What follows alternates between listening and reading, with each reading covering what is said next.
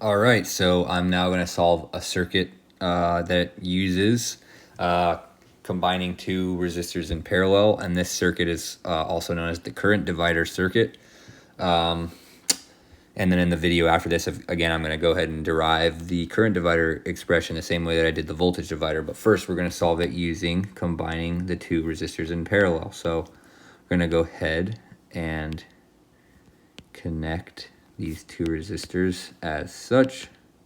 And then I'll go ahead and ground this.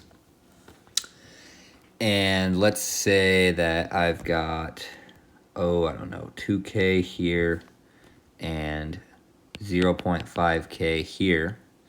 And I want to find the current that flows here. Let's call this I2, because I'm going to go ahead and call this I1, and I'm going to call this I3. How about let's just say we're interested in finding all the currents that flow in this circuit.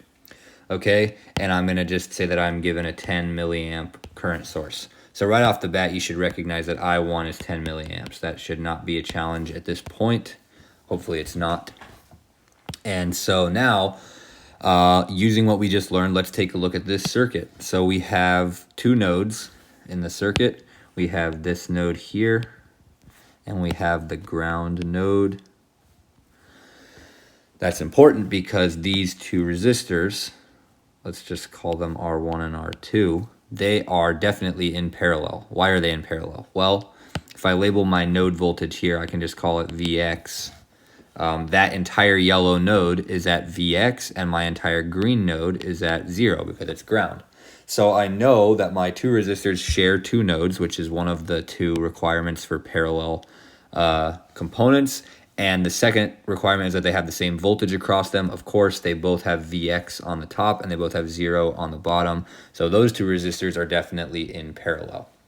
Well, thanks to the handy equation that I just derived, we can determine the equivalent resistance of these two by using the product over sum equation, which is 2K divided by, 2K times 0.5K divided by 2K plus 0.5K.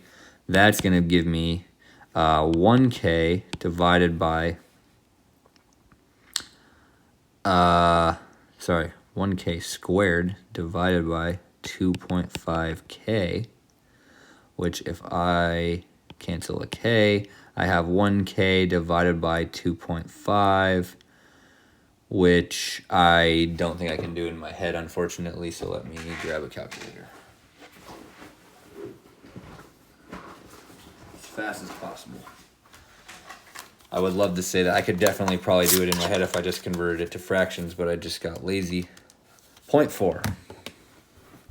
That should give me 400 ohms. 0.4K or 400 ohms. Okay, so now I'm going to go ahead and redraw my circuit with my equivalent resistance of 400 ohms. So this is my new circuit. I've still got 10 milliamps, and I have 400 ohms here. And we have to remember that I was interested. This is very similar to the case that we looked at with the voltage divider. When we made the equivalent, the voltage that we were interested in finding disappeared into the equivalent circuit. Now it's very similar, but the current that we're interested in finding, these two currents that we're interested in finding, disappeared into this 400 ohm resistor, because now all I'm left with is the 10 milliamps that I have coming into this node. I don't know how they branch yet. So what I need to do is I need to determine this voltage, which is still Vx, because that is the voltage at the yellow node. It's the voltage at this top side of my current source. So if I determine Vx, I can plug it back in to the original circuit, and then I can use Ohm's law to find my currents. And so that's exactly what I'm going to do.